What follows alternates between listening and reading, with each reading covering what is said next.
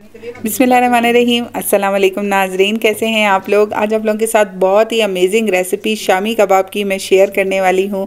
ये रेशेदार बीफ शामी कबाब आप जब बनाएंगे तो आपको बहुत ही आसान लगेंगे, क्योंकि इसे बनाने के लिए आपको किसी भी मशीनरी की ज़रूरत नहीं, ना ही किसी चॉपर की, ना मिक्सर की। अब बिना पीसे ही इसे बना सकते हैं और महीनों इसे स्टोर कर सकते हैं। सहरी में एंजॉय कर सकते हैं, अफ्तारी में एंजॉय कर सकते हैं, बच्चों को लंच बॉक्स के लिए दे सकते हैं। तो बहुत ही छोटे छोटे टिप्स एंड ट्रिक्स आपके साथ शेयर करूंगी, तो रेसिपी का आपने कोई भी पार्ट मिस नहीं करना और मेरे साथ बने रहिए।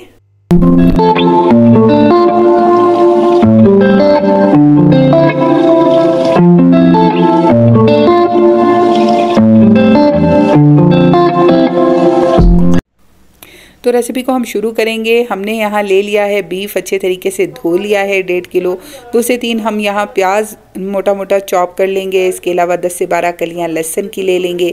2 इंच का टुकड़ा हम यहाँ अदरक का लेंगे। 3 से 4 हरी मिर्चें शामिल करेंगे।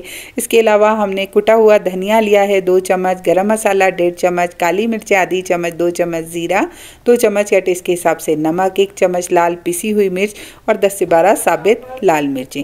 साबित लाल मिर्चों का बहुत ही ज़बरदस्त इसमें टेस्ट आता है। तकरीबन 3 पाव के करीब मैं इसमें दाल शामिल कर रही हूँ। आप चाहें तो आप 1 kg तक भी शामिल कर सकते हैं। तो यहाँ हमने प्रेशर कुकर में गोश्त शामिल कर दिया है। इस वक्त मैंने इसमें 4 गिलास पानी शामिल किया है। साथ ही हम प्याज, लहसुन, अदरक और हरी मिर्चें शामिल करेंगे और तमाम मसाला जात जो मैंने पहले ही मेंशन किए हैं वो सब शामिल कर देंगे। अच्छा सा इसे हम मिक्स दे देंगे और इसे बॉयल आने देंगे। जब तक बॉयल आ जाएगा तब तक हम इसे अच्छे से मिक्स कर लेते हैं। और अब आप देखिए बहुत अच्छे तरीके से मिक्स हो चुका है ये तमाम हमारा मिक्सचर।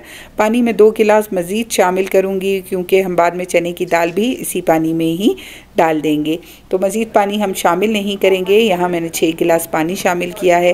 प्रेशर दे रही हूँ मैं 30 मिनट्स के लिए। आप अपने इलाके के हिसाब से प्रेशर दे सकते हैं या आप इसे नॉर्मल पैन में भी गला सकते हैं, जब तक ये बिल्कुल सॉफ्ट बॉयल ना हो जाए। अब देखिए 30 मिनट्स के प्रेशर के बाद गोश्त हमारा बहुत अच्छे तरीके से सॉफ्ट हो चुका है, जैसा कि आपको स्क्रीन पे नज़र आ रहा है कि कितना अच्छा गल चुका है। अब हम शामिल करेंगे जो हमने पहले से भिगो दी थी चना दाल, वो हम पानी निकाल कर इसमें शामिल कर देंगे। आप देख रहे हैं भिगोने की वजह से हमारी दाल कितनी अच्छी तरीके से फूल गई है। और इसे भी हम अच्छे तरीके से मिक्स होने देंगे और पानी को बॉयल आने देंगे। जब पानी बॉयल आ जाएगा तो हम दोबारा से 20 मिनट के लिए इसे प्रेशर दे देंगे। अगेन आप अपने इलाके के हिसाब से इसे प्रेशर दे सकते हैं। 20 मिनट गुजर चुके हैं, दाल हमारी बिल्कुल सॉफ्ट हो चुकी है।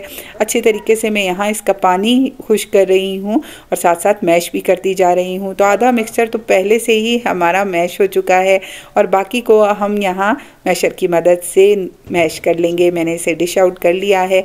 अच्छे से 4 से 5 मिनट आप मैश कर लें तो इस तरह रेशे बिल्कुल अलग हो जाएंगे और दाल बिल्कुल बहुत अच्छे तरीके से मैश हो जाएगी। तो बिल्कुल किसी चॉपर मिक्सर के बगैर हमने अच्छे से मैश कर लिया है, जैसा कि आपको स्क्रीन पे नज़र आ रहा है। बगैर किसी झंझट के हमारा मिक्सचर तैयार हो चुका है। हरी मिर्चें शामिल की हैं 3 से 4 और 3 से 4 बारीक चॉप किए हुए प्याज। साथ ही धनिया और पुदीना शामिल करेंगे। आप अपने हिसाब से हरी मिर्चें शामिल करें अगर आप डालना चाहते हैं बच्चों के हिसाब से। और 3 अंडे हम शामिल कर रहे हैं। बहुत ही अच्छा मॉइस्चर रहता है अंडों से, टेस्ट भी इन्हेंस हो जाता है। साथ आप अंडे के बगैर भी इसे फ्राई कर सकते हैं बाद में। तो अब यहाँ मेरे पास एक सांचा है कबाब बनाने वाला, इससे तमाम कबाब इक्वल साइज़ के बन जाते हैं। मैं इससे बना रही हूँ, आप चाहें तो आप बाय हैंड भी बना सकते हैं। तो तमाम कबाब के मिक्सचर की हम टिक्कियाँ बना लेंगे। अगर आप फ्रीज़ कर रहे हैं तो ये टिप ज़रूर रख लें कि आपने इसे ज़रूर ऊपर से भी रैप कर देना है फ्रीज़ करने से पहले, ताकि इसका मॉइस्चर अंदर स्टोर हो रहे और ड्राई ना हो कबाब। जब ये फ्रीज़ हो जाएंगे तो आप एयर टाइट बैग्स में इन्हें स्टोर कर सकते हैं। मंथ्स के लिए आप स्टोर कर सकते हैं। तो बच्चों के बहुत काम आते हैं ये। तो चलिए अब हम अपने कबाबों को फ्राई कर लेते हैं बहुत अच्छे तरीके से। इसमें मैं 2 अंडों से इसकी कोटिंग करूँगी। नमक और लाल मिर्च मैंने शामिल की है। अच्छे से फेंट लेंगे अंडों को और अच्छे तरीके से आप फेंटें तो बहुत अच्छी तरीके से इसकी कोटिंग होती है। अब हम कबाबों को 1 बाय 1 कोट करते जाएंगे और मीडियम आंच पे मैंने ऑयल गरम किया है तवे पर। शैलो फ्राई इसे हम यहाँ कर लेंगे। तो यहाँ मैं बाकी कबाब भी शामिल कर दूंगी। 6 से 7 कबाब मैं एक वक्त में फ्राई कर रही हूँ। दोनों तरफ से मीडियम आंच पर हम अच्छा सा गोल्डन ब्राउन कलर दे देंगे, क्रिस्प कर लेंगे तो हमारे ज़बरदस्त से कबाब बिल्कुल रेडी हो जाएंगे। बहुत ही यूज़फुल रेसिपी है, रमज़ान में आपके बहुत ही काम आने वाली है। आप इसे सहरी में पराठों के साथ इंजॉय कर सकते हैं, अफ्तारी में आप पुलाव के साथ इसे इंजॉय कर सकते हैं, किसी भी तरह के चावलों के साथ।